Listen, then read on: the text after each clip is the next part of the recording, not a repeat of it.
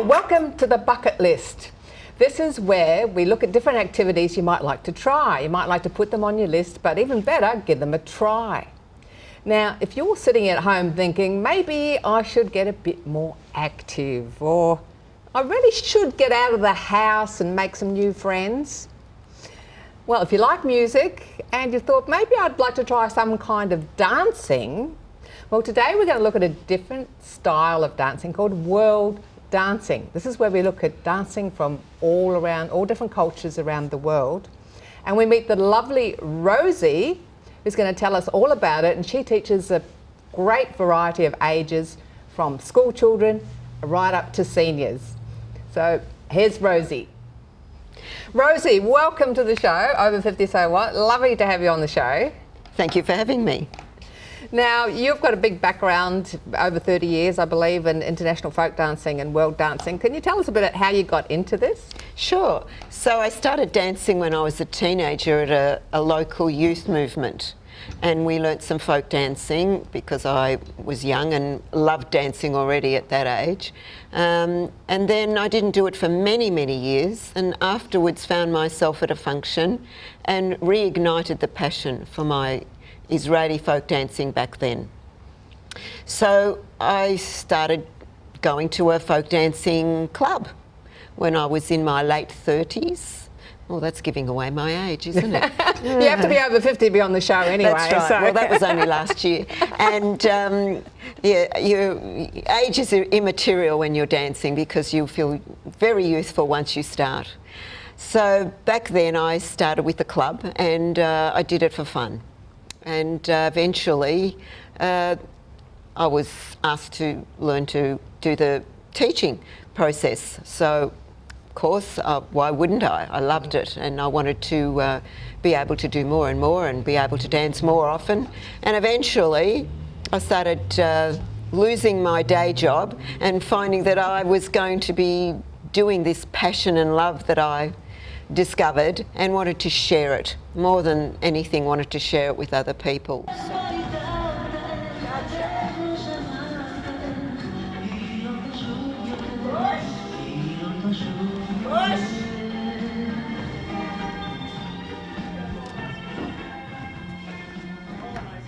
So I teach from 7-year-olds to, your oldest person would be? My oldest person I have taught would be in her 90s. Wow. Yes. And that just shows you that dancing keeps you young.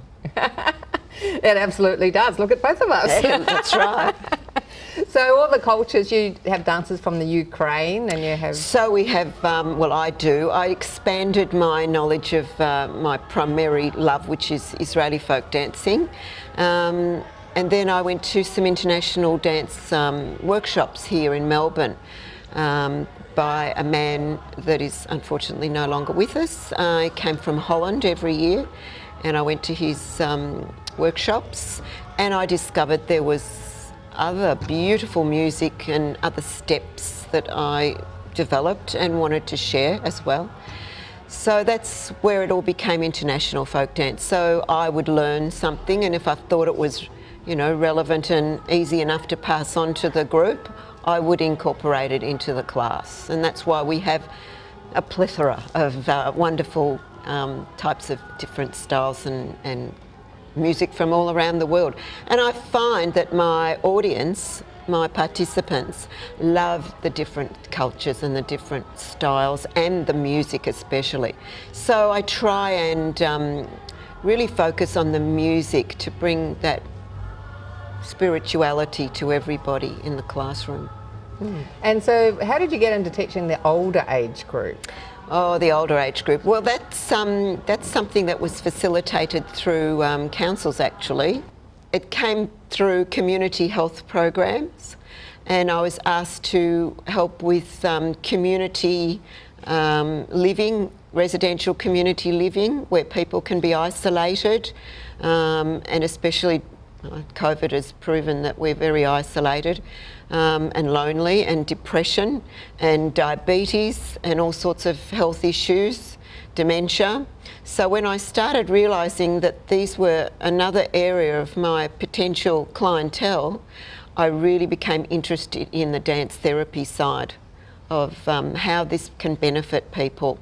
So if an older person has never danced before, they're over 50, over 60, never danced before, and they thought, oh, I'd like to learn about new cultures and maybe give it a go, what happens to a new person when they come in?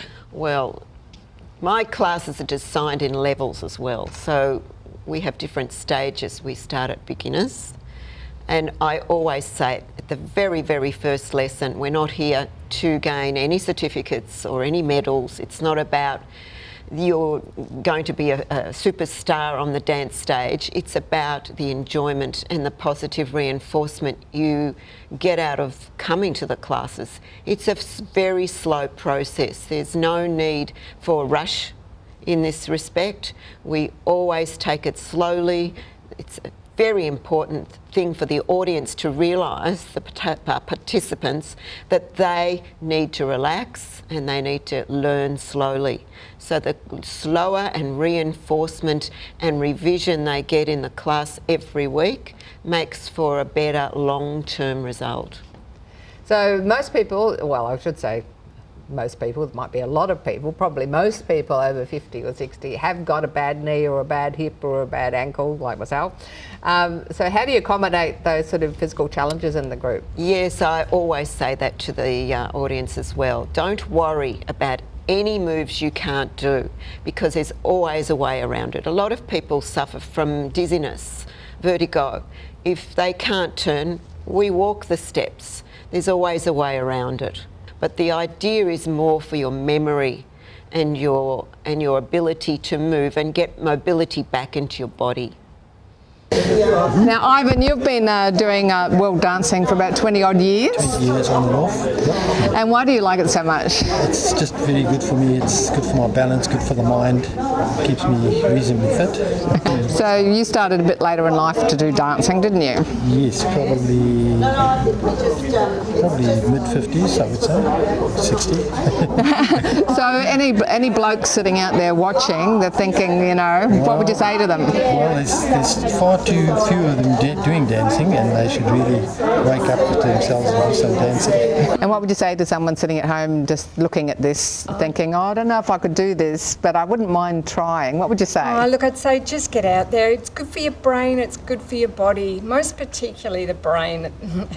When you're starting to get a little older, you need to keep that exercised. All right, good words, fantastic words. Keep dancing, Lynn. Okay. Thank you very much, Carl. 1, 2, 3, 4, 5, 6, 7. Same thing the other way. Shalom. So this is our final dance. We always do this at the end of every class because it's time to say shalom. It's been beautiful dancing with you, but peace be with you till next time. Thanks for watching today. We hope this show has encouraged you to get moving. Try some new things. Maybe try some music and movement with Emma and her team, or try some world dancing. Or just do some more 5-minute fitness routines, which are on YouTube. Over 50, so what? But get active. If you'd like to know more information about Emma and the Daisy Chain and Dancing with Rosie, just go to our website, carolohaleran.com, or join our Facebook group. Please join our Facebook group. Send us all your ideas, your comments, your suggestions, because we love to hear from you. What would you like to see on the show? So, these times are crazy, so it's time for us to go a little bit crazy, to shake off that negative energy, to get up, to be active. So why not, right now, go and phone a friend. I'm Carol, and this was Over 50, So What?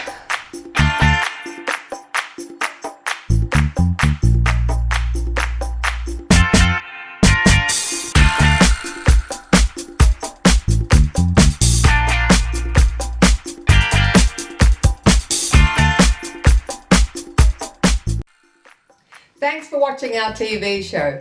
Be sure to hit subscribe and then you'll never miss an episode. jump on Facebook, join our group, get in on the fun, fitness, wellness and inspiration.